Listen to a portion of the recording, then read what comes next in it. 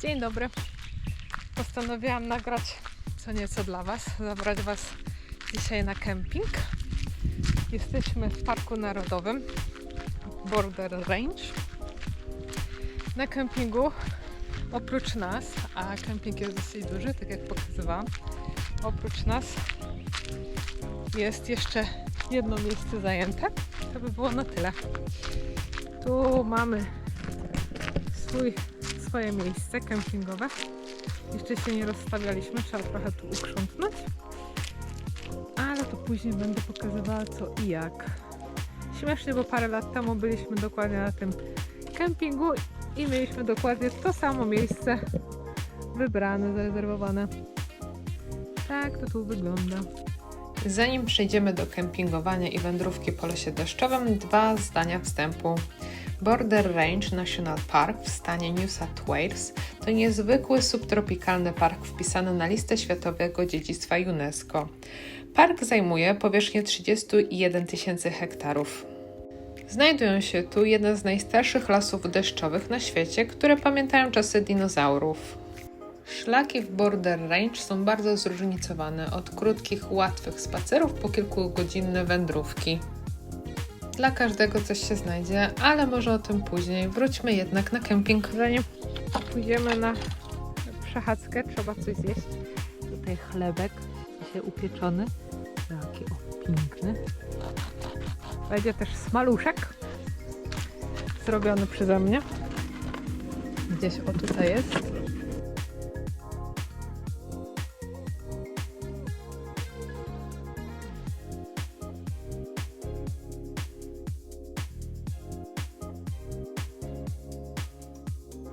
Jak widać, kanapki wchodziły jak złoto, nawet mieliśmy nieproszonego gościa. Ptaszek o nazwie Miodojad Ciemny postanowił dołączyć do naszego lunchu. Po solidnym napełnieniu brzucha postanowiliśmy ruszyć na szlak. Namiot rozstawimy sobie później, a teraz udamy się na wędrówkę. Jeszcze szybki rzut okiem na to, jak wyglądają nasi sąsiedzi i jedziemy dalej. Każde miejsce kempingowe jest zaopatrzone w stół z ławkami oraz grill, w którym można rozpalić ogień. Nie zawsze w parkach narodowych jest możliwość rozpalenia ogniska, a tutaj są do tego wyznaczone miejsca. Po drodze mijamy kolejne kempingi, które znajdują się w tym Parku Narodowym. Ten tutaj wygląda trochę na bardziej kameralny, aczkolwiek jak jest sucho, może się dosyć kurzyć od strony drogi. Trasę, którą wybraliśmy na dziś, jest dosyć krótka, 1 km 30 minut. Jeszcze na tablicy informacyjnej sprawdzamy, co możemy spotkać na naszej drodze. Mamy tu przykładowo kangoszczura, niełaza plamistego oraz wbrew pozorom na zdjęciu nie jest to wąż, jest to jaszczura. Mamy tu również kilka różnych ptaszków, no i z tą wiedzą możemy ruszać dalej w drogę.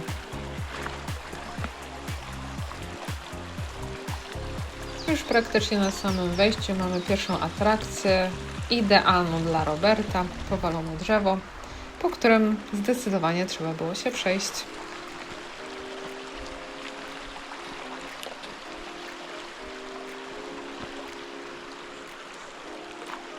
Mała atrakcja odhaczona, więc można ruszać dalej. Bardzo fajną rzeczą na szlakach w Australii są wszelkiego rodzaju znaki informujące, co w danym miejscu się znajduje. Tu przykładowo mamy lilię wodną. W tym miejscu na przykład można napotkać żaby kieszonkowe.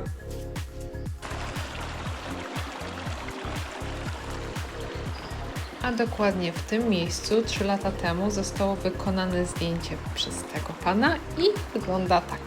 Chwalę się, bo jest to jedno z moich ulubionych zdjęć. Na zakończenie tej wędrówki jeszcze prezentacja alokazji olbrzymiej. Już mieliśmy wracać na kemping, aby się rozstawić, ale zauważyliśmy po drugiej stronie drogi kolejny krótki łuk, więc postanowiliśmy udać się tą trasą.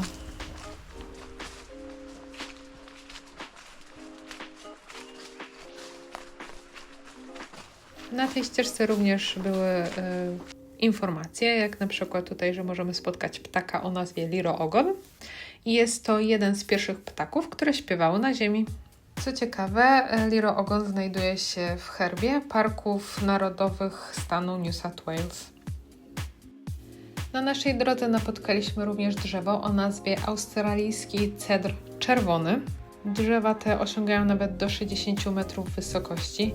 Przez miliony lat lasy deszczowe obfitowały w skupiska tych drzew. Niestety pradawne olbrzymy zostały nadmiernie wytępione przez pierwszych osadników europejskich. Drzewa te cenione są za łatwość obróbki do mebli i budowy.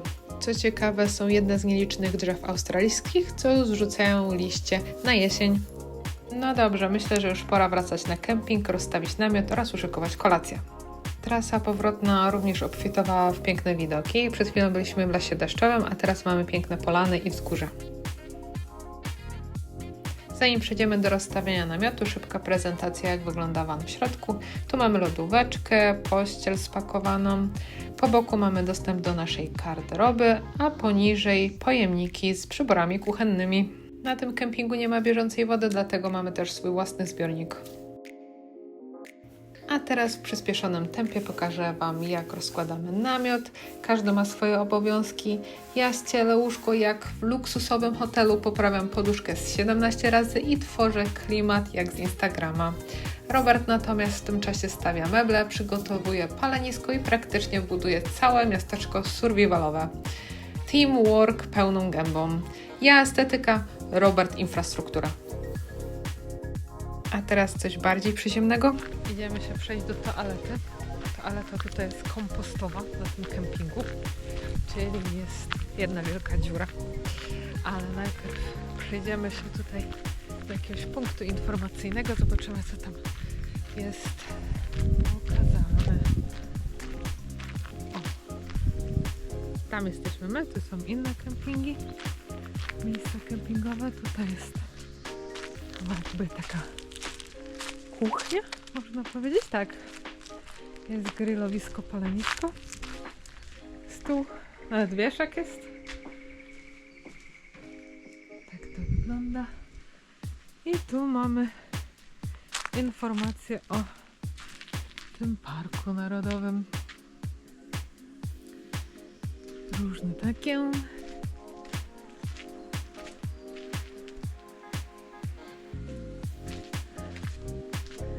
Robię zdjęcia, o. I potem może coś opowiem więcej. No nic, idziemy do toalety. Jedną mamy tam, bliżej nas, ale nie pójdę tam, bo tam oprócz nas jest jeszcze jeden zajęty kemping, więc o, tutaj kolejna sprawa.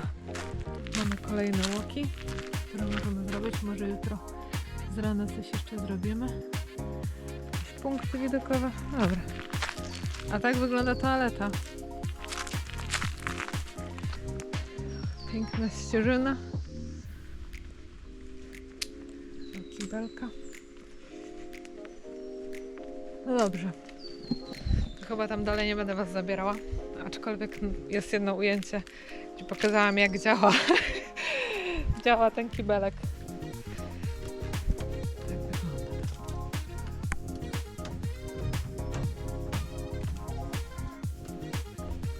Namiot rozstawiony z toalety skorzystane, ognisko rozpalone, więc można zabrać się za przygotowanie kolacji. Tu chyba właśnie odkryłam, że się przecięłam. Pochwalę się, co mamy dzisiaj na kolację. Tu mamy szaszłyki z piersi kurczaka z cebulką, papryczką i cukinią. Tu już szef kuchni przygotowuje łogień i będziemy pitrasić. Ślinka cieknie od samego patrzenia, nieprawdaż? Tutaj jeszcze bezczelnie indyk o imieniu Wojtek próbował nam ukraść jedzenie. Chyba nie zdawał sobie sprawy, że jego daleki kuzyn jest właśnie grillowany. Teraz zamieniliśmy grilla w ognisko.